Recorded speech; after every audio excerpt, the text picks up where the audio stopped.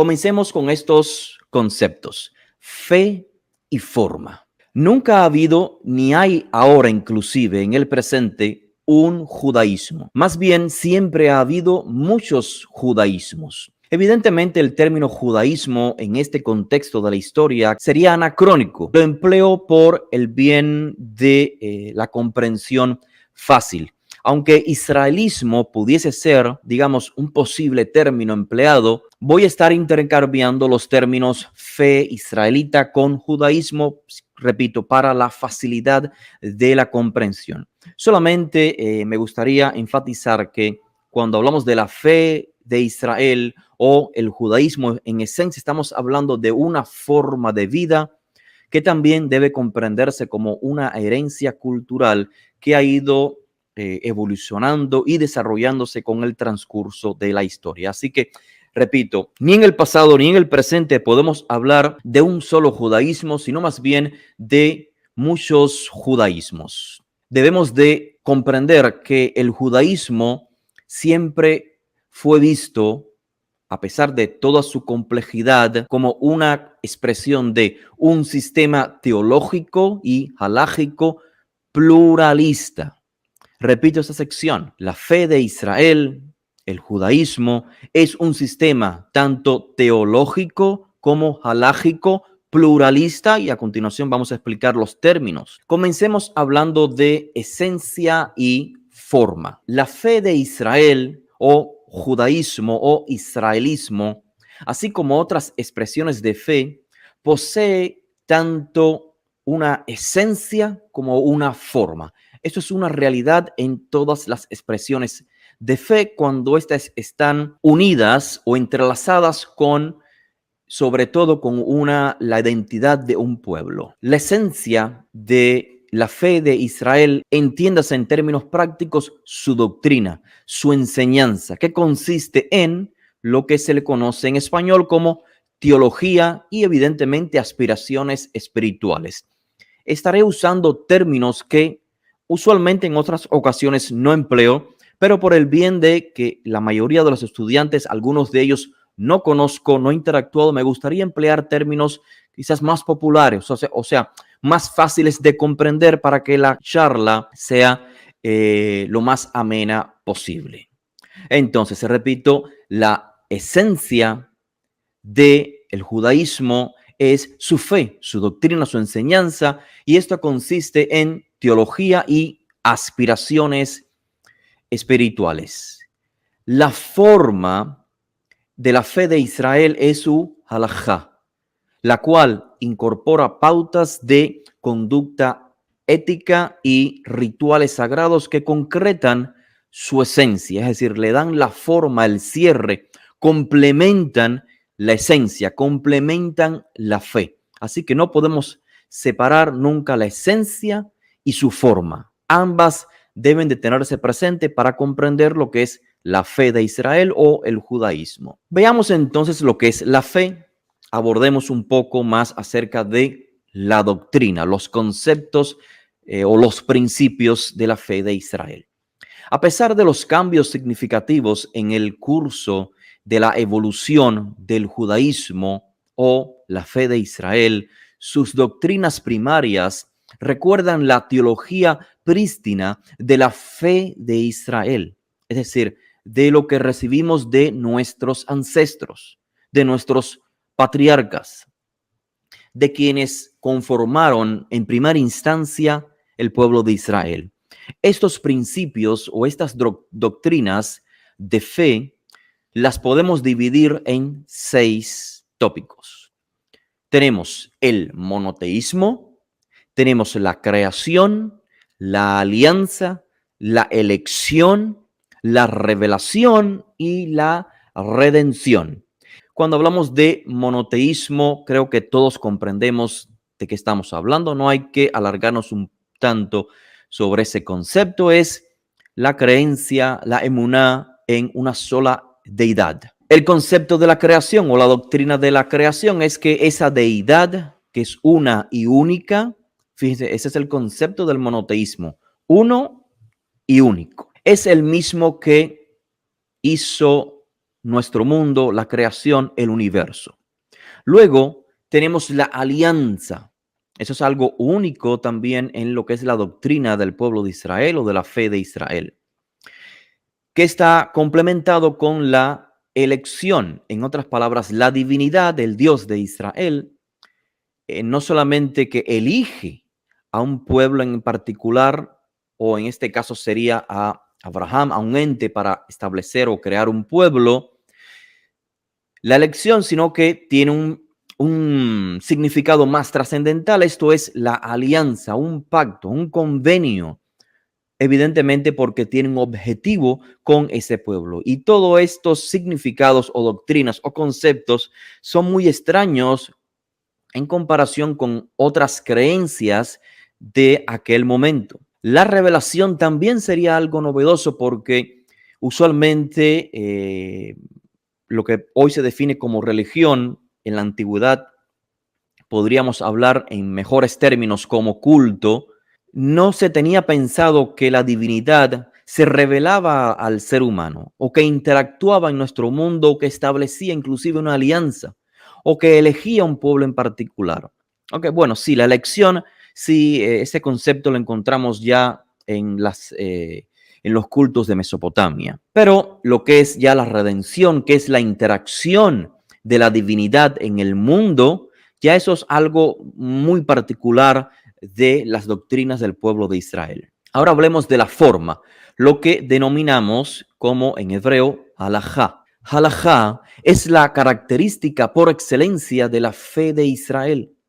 El gran talmudista Louis Ginsberg describió la halajá como la creación realmente típica de nuestro pueblo. La palabra halajá se deriva del verbo hebreo halaj, caminar, el cual significa la forma en que uno vive o las normas de conducta. No olviden que el hebreo es un idioma concreto, por lo tanto, la mayoría de sus términos se pueden entender de manera muy fácil, como en este caso el término de normas de conducta es como si dijéramos en español la forma de caminar o cómo caminas. Esto es halajá. Otro gran talmudista, este llamado Saul Lieberman, indicó que halajá podría traducirse como postes indicadores, o sea, orientaciones claras, físicas, para observar las formas y las normas de la tradición ancestral de Israel. Halajá ha sido un largo proceso orgánico que se encuentra revelado o plasmado tanto en la Biblia, el Tanaj, lo que llamamos Tanaj en hebreo, como en muchos escritos judíos. Una ilustración clásica, básica, muy obvia de este proceso gradual y orgánico son los 10 mandamientos, los cuales nos proporcionan halajot. Estas son el plural de halajá, es halajot. Estas son reglas de conducta, normas de cómo conducirse que estructuran la esencia de la fe de Israel. La interpretación de este ejemplo, en este caso de los 10 mandamientos, fue puesta en manos de los seres humanos. ¿Para qué? Para que ellos elaboraran y le dieran una aplicación más específica, más desarrollada, vamos a decir, más práctica para los miembros del pueblo de Israel. 10 mandamientos, empleamos este término, pero realmente estamos hablando de 10 elocuciones, de 10 palabras, o podemos decir 10 códigos o 10 principios. Repito, la terminología que estamos empleando es muy básica, muy simple en este inicio de charlas o conferencias para que sea fácilmente digerida la información. Por ejemplo, vamos a analizar, estimados, el cuarto dicho. Zahor et yom ha-Shabbat lekadecho. Dice así en Éxodo 28. Acuérdate del día de Shabbat para santificarlo. Por ejemplo, en Éxodos 20:11, leemos que el Shabbat es la conmemoración de la creación. Y claro, como en la teología de Israel, la creación fue realizada por Elohe Israel, por el Dios de Israel, entonces se combina esta realidad teológica con lo que encontramos en Deuteronomio 5:15, que el Shabbat recuerda el éxodo de Egipto. Así que tenemos esta combinación. ¿Qué significa el Shabbat? Según la Torá, que hay un creador y que ese creador interactúa en nuestro mundo, establece una alianza en nuestro mundo, asistiendo al pueblo elegido, extrayéndolo o liberándolo de Egipto. En otras palabras, la afirmación teológica es la siguiente: Elohim es tanto el creador como el redentor. Es la combinación, repito, de esencia y forma, o teología y halajá en términos occidentales, o la manera de practicar la teología. Por su parte, la halajá de la Torá básicamente ordena al israelita que en Shabbat desista de dos cosas en particular. Por ejemplo, que desista de trabajar, esto lo leemos en Éxodo 20:10, y que desista de encender fuego, esto lo leemos en Éxodo 35:3. Por supuesto, llegó el momento con el transcurso del tiempo que los líderes, los sabios de Israel, tuvieron que explicar qué es trabajar y qué es encender fuego, cuál es el concepto, cuál es el contexto. Y ya de eso hemos hablado en otras ocasiones. Usted puede buscar en este mismo canal de YouTube qué es melajá, qué es trabajo en Shabbat, y usted encontrará, así como también si está permitido encender fuego en Shabbat. En esas secciones explicamos que trabajar, según el texto de la Torá, es muy claro cuando lo apreciamos en su contexto histórico. Es decir, cuando leemos el texto de Éxodos y de Deuteronomios, se nos explica que trabajar en Shabbat, o sea, lo prohibido es ese trabajo diario que hace el hijo de Israel, o que hacía, mejor dicho, el miembro de Israel para obtener alguna ganancia. Por eso dice, ni trabajarás tú, ni tu hijo, ni tu hija, ni... La clarificación es que se habla del trabajo tanto de la persona, de sus hijos, de sus animales. Inclusive se especifica que aunque estemos en época de la recogida de los frutos, que se debe descansar. Así que es muy claro que el contexto de trabajo no es tan difícil de comprender como en el presente judaísmo de corte talmúdico nos lo presenta de una manera un tanto, digamos, difícil o mística inclusive de comprender. Así también lo que es encender fuego en Shabbat, una labor prohibida, está conectada justamente con lo que es la idolatría. Previo a la prohibición, fíjense qué interesante, previo a la prohibición de encender fuego en Shabbat, tenemos el evento del becerro de oro, que es fuego. Cuando vamos al libro de el profeta Jeremías, también claramente se dice que la persona recoge leña para luego ir a su casa, encender fuego y servir a hacer abodá zará, o hacer un culto extraño. Es decir, servir a otros dioses que no sea el Dios de Israel. Por eso tiene sentido aquel evento tan drástico y dramático narrado, si mal no recuerdo, en el libro de Números, de aquel israelita que es encontrado recogiendo leñas en día de Shabbat y es sentenciado a muerte. Y la pregunta es, ¿por qué sentenciar a alguien a muerte sin previamente habérsele dicho que está prohibido recoger leñas?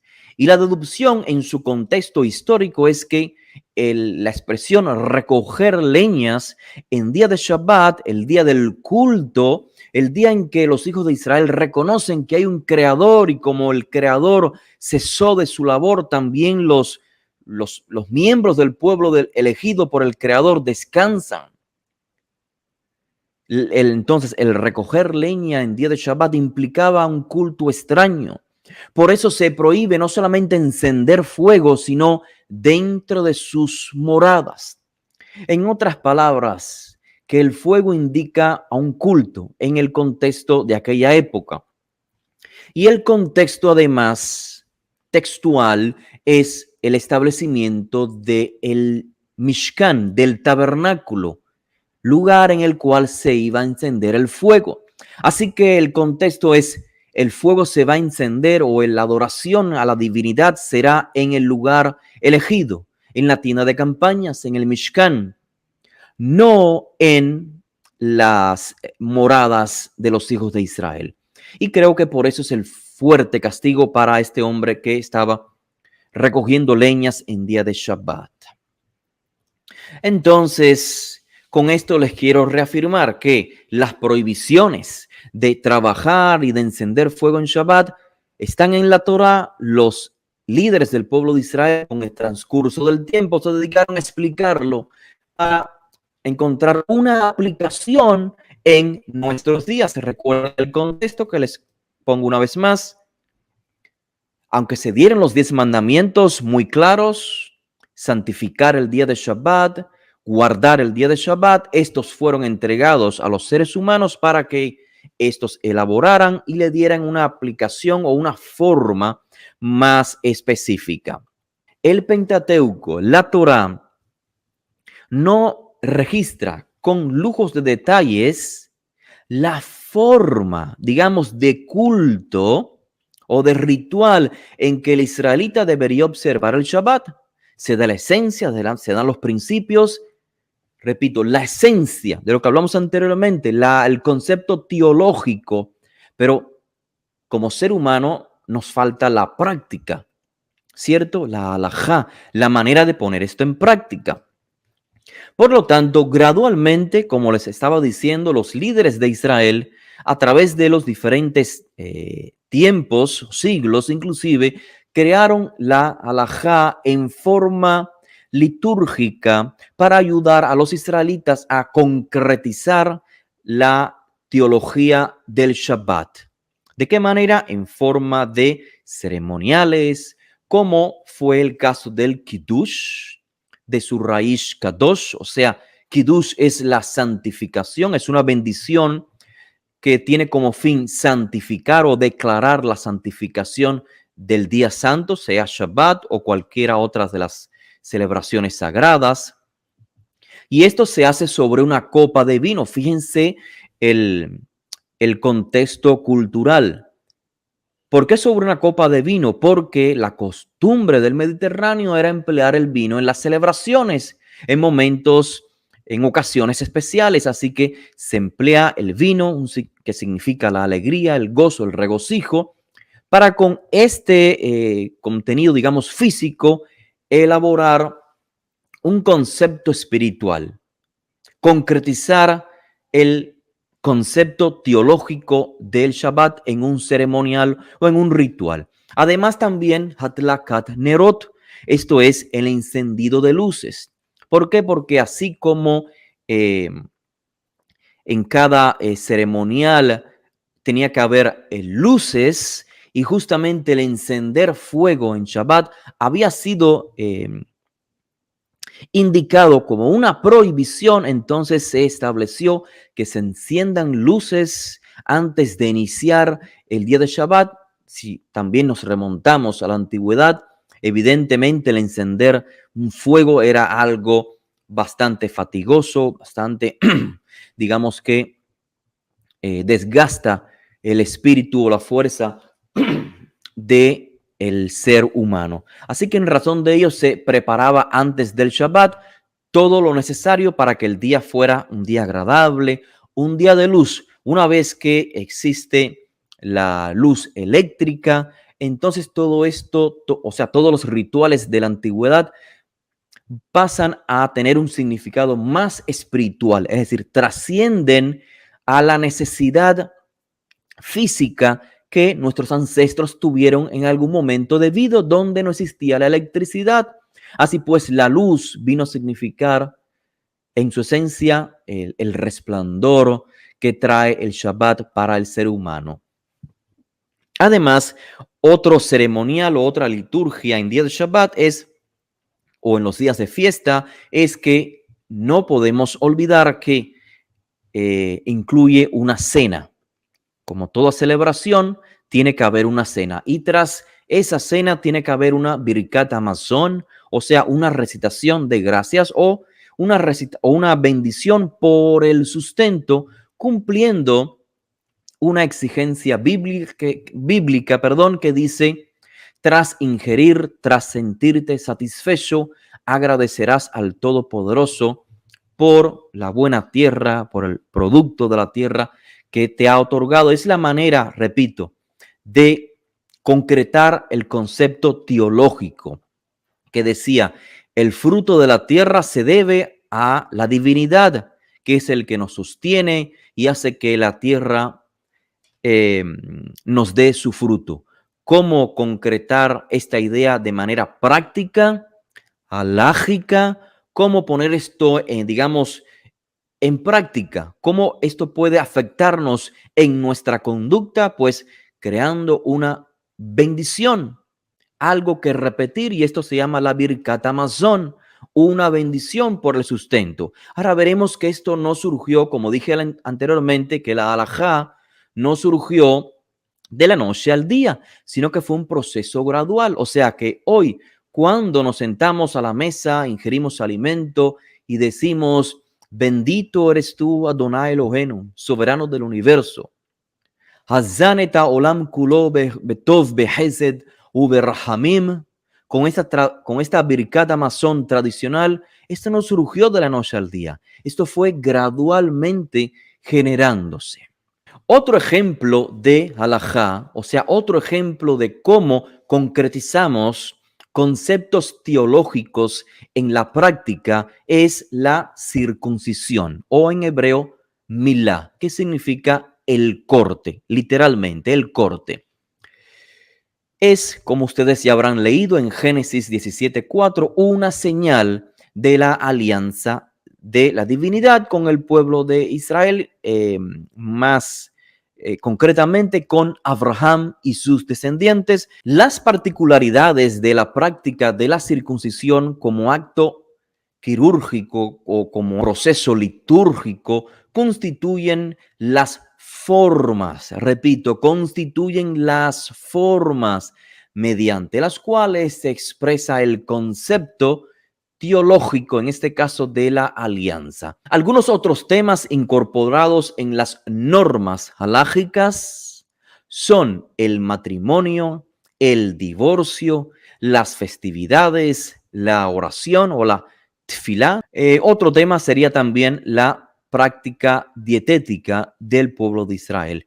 Todos estos temas son, una vez más, parten de una idea teológica, pero que se manifiestan en la práctica a través de la halajá, es decir, le dan forma a la vida del pueblo de Israel. Es una manera de conectarnos con la divinidad a través de la práctica. En esta ocasión es importante poner mucha atención, porque usualmente la palabra halajá se traduce vagamente como ley para la audiencia de Occidente. Sin embargo, traducir halajá como ley no es lo más correcto, no es exacto ni es adecuado. Halajá no puede considerarse un equivalente de lo que llamamos, en este caso español, ley en la civilización occidental, ya que existen grandes diferencias inherentes entre el concepto de halajá y los conceptos de otros sistemas legales. La halajá, desde el principio, no fue un sistema legal fijo. Es decir, la manera de poner en práctica los conceptos teológicos del pueblo de Israel desde un inicio no fue un sistema legal fijo. o estandarizado, respaldado por la autoridad de un Estado autónomo y reforzado por un sistema judicial para administrar sanciones de la misma manera que, por ejemplo, lo era la ley romana.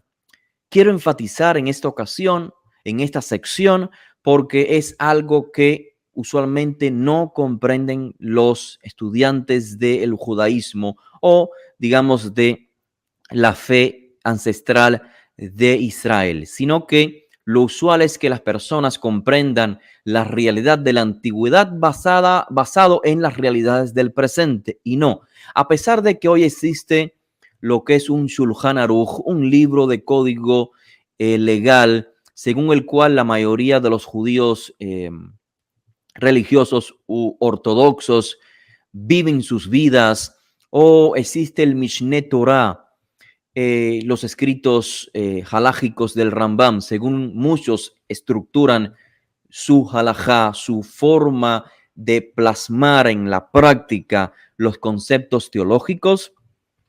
Esta no era para nada la realidad de la antigüedad del pueblo de Israel. La halajá evolucionó de manera no sistemática durante un largo periodo de la historia.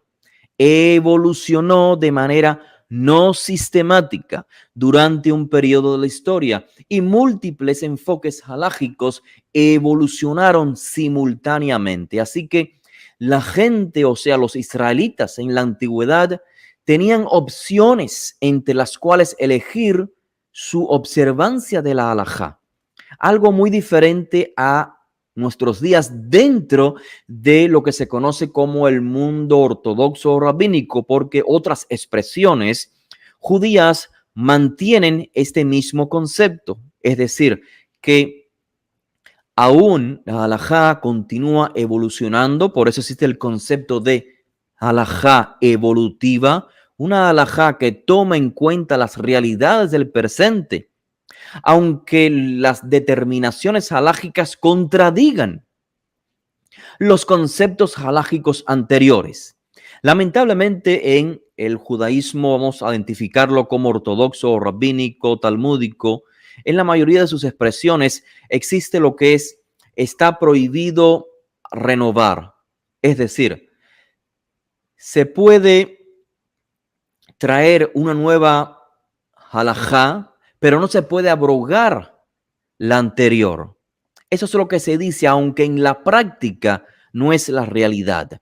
De hecho, en la propia halajá ortodoxa, dentro del contexto judío, obviamente, se han abrogado muchas halajot, inclusive se han abrogado determinaciones y permisiones que se encuentran en el propio texto de la Torá, como es la permisión del texto de la Torá de tener varias esposas, como lo era en la antigüedad el hecho de no cobrar por enseñar, o sea que los rabinos cuando van a enseñar no pueden cobrar por ello. En la antigüedad se prohibía, pero en la antigüedad, en la actualidad eso fue abolido. Y así existen un sinnúmero de mandamientos de la antigüedad y instrucciones rabínicas o decretos rabínicos que han sido abrogados. Así que aunque el judaísmo, que se identifica como el más tradicional, expone al mundo exterior que es imposible abolir un mandamiento de la Torá o abolir un decreto rabínico, a no ser que exista una corte de justicia con mayor autoridad que la corte de justicia anterior. En la práctica esto no es así. Sí se abrogan tanto mandamientos como leyes de la Torá. Algunas yo diría que de forma injustificadas y otras de forma justificada. Por ejemplo, una abrogación de forma injustificada sería el decretar que el año que el judío observante, que el nuevo mes o el mes que encabeza el año que el judío debe observar principalmente es en el mes de Tishrei, que se le llama en la actualidad Rosh Hashanah, cuando Tishrei es evidentemente el séptimo mes según el orden establecido en la propia Torá. En la Torá nos dice que el mes de Aviv, que el mes de Nisan, es el primer mes del año. Así que si alguien quiere, si algún movimiento o expresión judía quiere establecer diferentes cabezas de años, está libre a hacerlo. Si quieres tener el primer mes o la cabeza del año para los árboles, me parece perfecto. Si quieres tener el primer mes para decir que aquí comenzó la creación, creo que la Torá no está en contra de ello. Pero en esencia, creo que sí está en contra la halajá de la Torá en que alguien le dé más importancia al mes séptimo como cabeza de año en contra de el primer mes del calendario hebreo. Este es Aviv o Nisan. Ahora, ese es un ejemplo de un decreto de la Torá que fue abolido por un movimiento judío innecesariamente, injustificadamente, según mi percepción. Ahora, un decreto, o no un decreto, una permisión de la Torá que fue abrogada por diferentes expresiones judías es la posibilidad de tener varias esposas. Esto creo que ha sido coherente con el desarrollo del ser humano. En la antigüedad realmente se permitía que los hombres tuviesen varias esposas. ¿Por qué? Porque en la antigüedad la mujer no tenía las posibilidades que hoy tiene para poder desarrollar una vida, o sea, para valerse de sí misma. La mujer usualmente dependía del hombre porque las posibilidades de trabajo, las posibilidades de obtener ganancias monetarias, físicas, eran todas posibles ser desarrolladas por el hombre. En la actualidad esto no es así. Así que en la antigüedad muchas mujeres simplemente estaban unidas a un hombre que ya tenía una o dos o tres o cuatro o cinco esposas simplemente porque era una necesidad, pero no porque la mujer se sintiera con afecto por esa persona o porque ese esposo la amara, sino porque por una necesidad, repito. Así que en nuestros días esta situación ha cambiado y creo que es muy positivo el hecho de restringir que el hombre vuelva a un principio halágico que se encuentra en la Torá. Como dice el texto, el hombre se unirá a su mujer, dejará a su madre y a su padre, se unirá a su mujer y entonces serán una sola carne. Este es un principio halágico que lo encontramos inclusive en los manuscritos de los rollos del Qumran, que nos habla del principio de la creación, cómo este debe ser imperativo a la hora de establecer una halajá, y también lo encontramos en los dichos de Josué de Nazaret, cómo él acude al principio de la creación y dice en una de las secciones cuando se habla acerca de el divorcio, en el principio no fue así. Decíamos que la halajá evolucionó de manera no sistemática durante un largo periodo de la historia y múltiples enfoques halágicos evolucionaron simultáneamente. Así, la gente tenía diferentes opciones, les decía, entre las que elegir la observancia de la halajá. La diversidad de la halajá, o sea, de la manera de conducirse de forma hebrea o de acuerdo a la Torá, a la demanda bíblica, esta diversidad que se obtuvo fue no solo para el aspecto ritual del cual hablábamos anteriormente, sino también para la halajá civil. Eso es importante tenerlo claro, estimados. Además, en la diáspora, ya pasamos al momento en que los hijos de Israel fueron exiliados. Las comunidades israelitas o yehuditas eran todas autónomas y cada una perseguía sus propios fines halágicos, tenía sus propias necesidades. La diversificación de las decisiones halágicas a lo largo de los siglos influyó en diferentes comunidades para realizar prácticas diversificadas. Ningún erudito en aquel momento se veía a sí mismo como un disidente. Repito, ningún líder comunitario, ni siquiera padre de familia que fuera un sabio, un entendido, se veía a sí mismo como un disidente, como alguien que se está saliendo de la norma.